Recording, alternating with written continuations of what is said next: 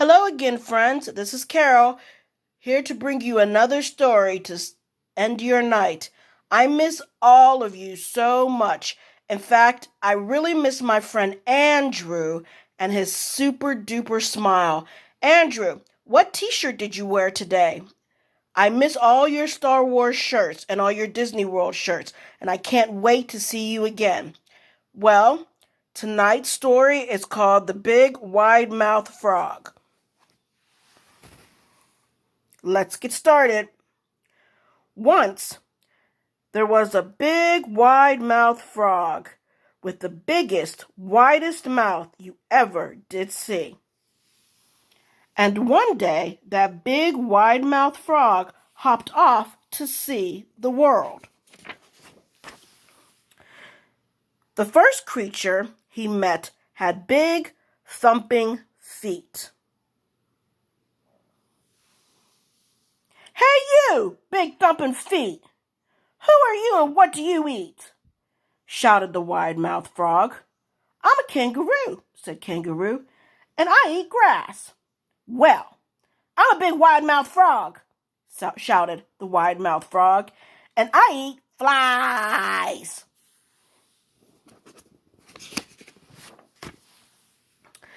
The second creature he met had a big black nose. "Listen, Mr. Big Nose, who are you and what do you eat?" shouted the big wide-mouthed frog. "I'm a koala," said Koala, "and I eat leaves."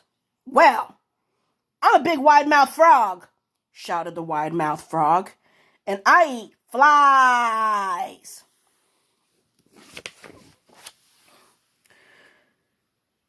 The third creature he met was hanging upside down. "Ho there, upside-down creature! Who are you and what do you eat?" shouted the wide-mouthed frog.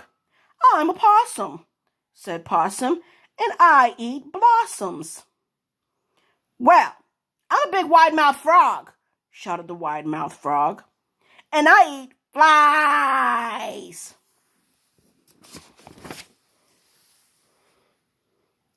The fourth creature he met had 3 long toes. "Look here, 3 long toes! Who are you, and what do you eat?" shouted the wide-mouthed frog. "I'm an emu," said Emu, "and I eat grasshoppers." "Well, I'm a big wide-mouthed frog," shouted the wide-mouthed frog, "and I eat flies." Then the wide-mouthed frog met a creature stretched out on the riverbank like a knobbly brown log.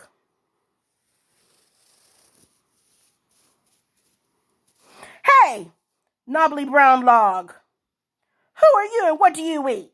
shouted the wide-mouthed frog.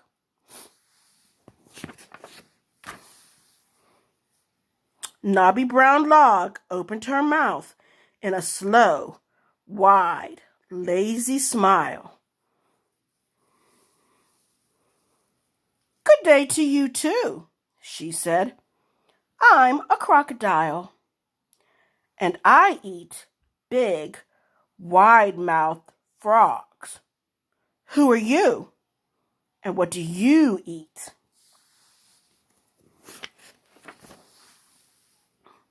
"Me?" whispered the wide-mouthed frog, puckering his mouth into the smallest, narrowest mouth you ever did see.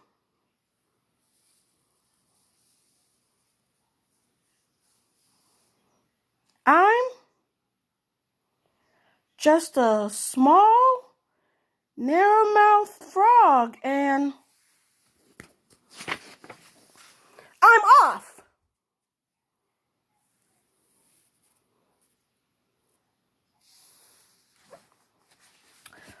Wasn't that a fun story?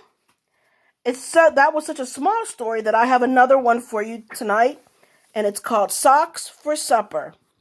These 2 books were my some of my daughter's very favorite stories. So I just love sharing them with you. So this is Socks for Supper by Jack Kent. In a far place in a long ago time, there lived an old man and his wife. They were very poor.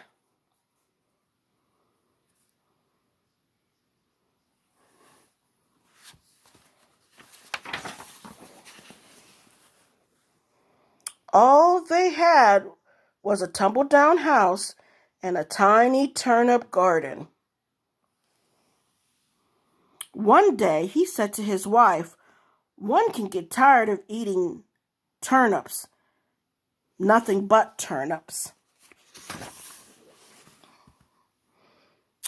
Not far away there lived a couple who had a cow. The old man and his wife used to look at the cow and dream of milk and cheese. "Maybe they'll send us some," said the old man. "We don't have any money," his wife reminded him. "Perhaps we could trade them something for milk," said the old man. "Perhaps we could," his wife agreed, and they searched the house for something to trade. They looked and looked, but the only thing they could find that wasn't in pieces or tatters was a pair of socks. The old man took the socks and went to see the couple who had the cow. A little while later, he came back happy home again with a bucket of milk and a small cheese. "Oh, this is so good," said his wife. It wasn't long before they began to wish they had some more, but they didn't have any more socks to trade. "I will knit some," said the old woman. But she didn't have any yarn. So she unraveled part of the old man's sweater and knitted a pair of socks with that. They again traded the socks for milk and cheese. And they feasted as they did before. When it was all gone, the old woman knitted another pair of socks. And once more the old man traded them for milk and cheese. Yum!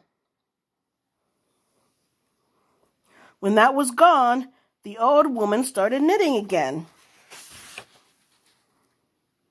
But there was now only enough yarn left for one sock. I wonder what they decided to do. "What good is one sock?" the old woman asked. "They won't trade any milk or cheese for that." "We'll see," said the old man, and he took the sock to the couple with the cow. "I only have half a pair of socks this time," he said. "Would you trade half a bucket of milk and half a cheese for this?" "Oh, no, that is not necessary," said the man. "You see," said the farmer's wife, "one sock is exactly what I need." She was knitting her husband a sweater for Christmas. She'd gotten the yarn for it by unraveling the socks, and she needed just one more to finish the job.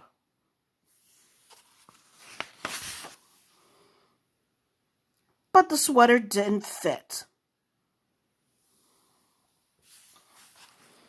So the wife gave it to the old man, for she had noticed he didn't have one. And it was just the right size.